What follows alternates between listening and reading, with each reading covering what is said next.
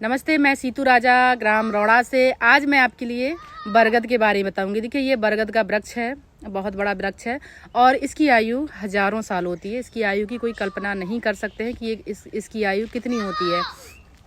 ये धात के लिए और ताकत के लिए सबसे अच्छी औषधि है और शुगर वालों के लिए, यदि जिनको शुगर है उनको क्या करना है, क्योंकि उनकी धात कमज़ोर होने लगती है, धातु कमज़ोर पड़ने लगती है, उन लोगों के लिए क्या करना है कि बरगद के पत्ते और ये जटा जो लटक रही है ना पीछे, देखिए ये जटा, ये तोड़ के लानी है, इनकी छाल लानी है और इन जटा को, पत्तों को आपको जामुन की छाल के साथ पकाना है और सुबह शाम पीने से शुगर बिल्कुल कंट्रोल हो जाती है और धात मजबूत होने लगती है। मतलब हमारे शरीर की जो धातु है, सप्त धातु होती है, उसको ये ताकत देने का काम करती है।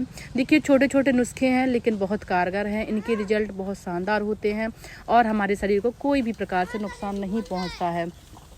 तो इस तरीके से आप घरेलू नुस्खे प्रयोग में लाएं और इनको आप करना शुरू करें। ऐसा करने से आपके जो सप्त धातु हैं वो मजबूत होने लगेंगी और आपको ताकत मिलेगी।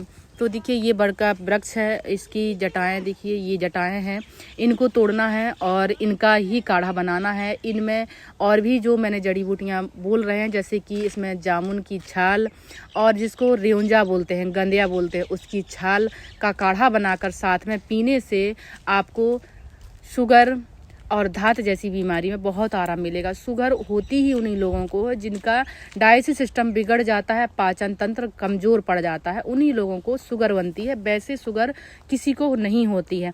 जिनकी चलने की कैपेसिटी कम होती है, कम चलते हैं, बैठने का काम ज़्यादा होता है और जिनको लंबे समय से गैस, एसिडिटी और बदहजमी बनी रहने के कारण ही शुगर बनती है। शुगर बनने बिना कारण के शुगर किसी को नहीं होती है और अधिकतर आज के समय में लोगों को शुगर हो रही है। उसका रीज़न यही है कि उनका डाइजेशन सिस्टम बिगड़ रहा है और उनको सुधारने के लिए आप गेहूँ, देखिए ये गेहूँ बोया हुआ है, बीट ग्रास का जूस पीना है, जामुन के पत्ते या जामुन की छाल, बरगद की छाल और पलास जिसको हम बोलते हैं, देखिए ये सामने लगा हुआ है, ये सामने लगा हुआ है, ये पलास है, पलास की छाल लानी है, रेउंजा, गंदिया जिसको बोलते हैं उसको लाना है और बबूल की छाल को भी लाना है और नीम की छाल, खासतौर से नीम की छाल इसमें प्रयोग करनी है और फिर आपको सारी सामग्री 100-100 ग्राम की मात्रा में इकट्ठी करनी है। इसके बाद आपको 6 लीटर पानी में पकाना है। पकते पकते जब आपका 3 लीटर पानी शेष बचे तो आपको छानकर स्टोर कर लेना है। आधा कप सुबह, अगर ज़्यादा शुगर है तो 1 कप सुबह, 1 कप दोपहर में और 1 कप शाम को नियम से पीना है। अगर शुगर आपकी बैलेंस है तो आधा कप सुबह, आधा कप शाम को नियम से पीने से आपकी शुगर बिल्कुल ठीक हो जाएगी और बैलेंस होना शुरू हो जाएगी। याद रखना, कम से कम मिनिमम 2000 कदम आप पैदल चलिए ताकि आपकी शुगर ईजिली अच्छे तरीके से पच सके, क्योंकि बिना चलने वाले व्यक्ति को और कब्ज रहने वाले व्यक्ति को ही शुगर होती है, बाकी किसी को शुगर नहीं होती है।